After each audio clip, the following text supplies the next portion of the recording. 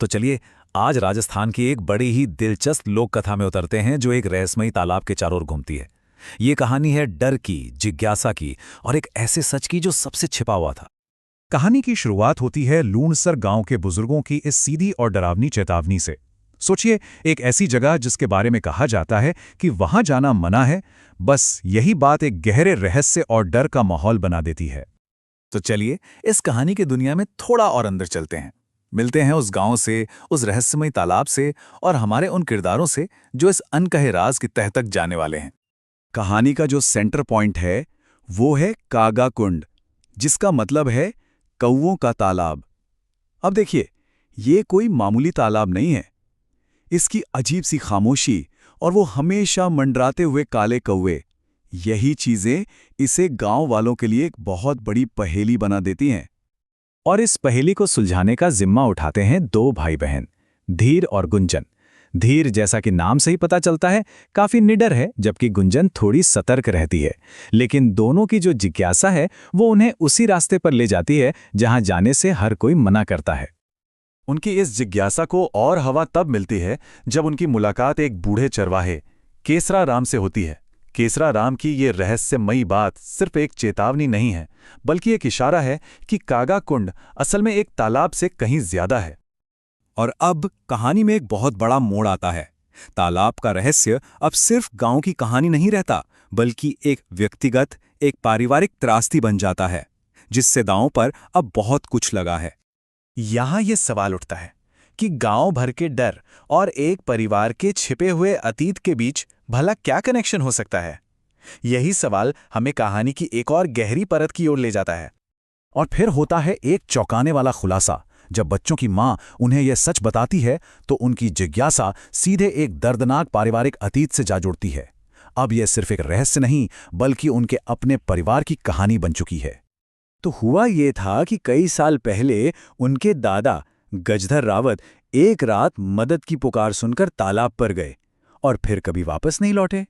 उनके गायब होने का सिर्फ एक सुराग मिला, उनकी पगड़ी। और धीर के लिए अब इस रहस्य को सुलझाने की ये सबसे बड़ी वजह बन जाती है। ये सब हमें कहानी के क्लाइमैक्स पर ले आता है, जहां धीर ने यह फैसला कर लिया कि वो कागा कुंड के रहस्य का सीधा सामना करेगा। अब डर पर हिम्मत भारी पड़ने वाली थी। धीर ने एक बड़ा ही सीधा साधा लेकिन साहसी प्लान बनाया। उसने तय कर लिया कि वो तालाब की इस पहेली को हमेशा के लिए सुलझा कर रहेगा, ये देखकर कि आखिर उस पानी के नीचे है क्या। और जैसे ही धीर अपनी योजना पर काम करता है, पानी से एक तेज आवाज आती है। रस्सी को कोई अनदेखी ताकत अपनी ओर खींचने लगती है और वहां का पूरा माहौल एकदम तनाव से भर जाता है। गुंजन की ये डरी हुई चीख उस पल के खतरे और सस्पेंस को और भी गहरा कर देती है। क्या धीर सच में किसी खतरनाक चीज का सामना कर रहा है? लेकिन जो पानी से बाहर आता है वो कोई राक्षस नहीं था, बल्कि एक धुंधला सा हाथ जिसने रस्सी को कसकर पकड़ रखा था और साथ में उनके दादा की एक खोई हुई निशानी लौटा रहा था। ये एक हैरान कर देने वाला नजारा था। तो चलिए अब कहानी के अगले हिस्से की ओर बढ़ते हैं, जहां ये आमना सामना किसी लड़ाई में नहीं, बल्कि एक बहुत ही गहरे खुलासे में बदल जाता है। और यहीं पर केसरा राम पूरी कहानी को एक नया मोड़ देते हैं। अंधविश्वास की जगह अब समझ ले लेती है। कागा कुंड, जिसे सब भूतिया जगह मानते थे, वो असल में पूर्वजों की दुनिया में जाने का एक पवित्र द्वार था। तो दादाजी की मौजूदगी का असली कारण ये था, उनकी आत्मा को तब तक शांति नहीं मिल सकती थी जब तक समुदाय से किया गया उनका वादा पूरा न हो जाए। एक अधूरा काम जिसने उन्हें दो दुनियाओं के बीच बांध रखा था। और आखिर में हम कहानी के समाधान पर पहुंचते हैं, जहां समझ एक्शन में बदल जाती है और एक पूरा समुदाय अपने अतीत को संवारने के लिए एक साथ आ जाता है। सिर्फ 15 दिन, इतने ही दिनों में पूरे समुदाय ने मिलकर दादाजी का वो अधूरा सपना पूरा कर दिया। ये उनकी एकजुटता की ताकत थी। और जैसे ही कुआं पूरा हुआ, दादाजी की आत्मा को मुक्ति मिल गई।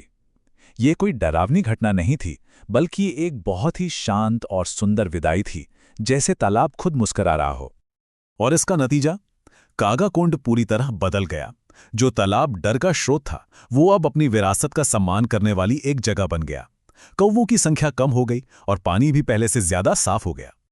और ये राजस्थानी लोक कथा हमें इसे एक सोचने पर मजबूर करने वाले सवाल के साथ छोड़ जाती है।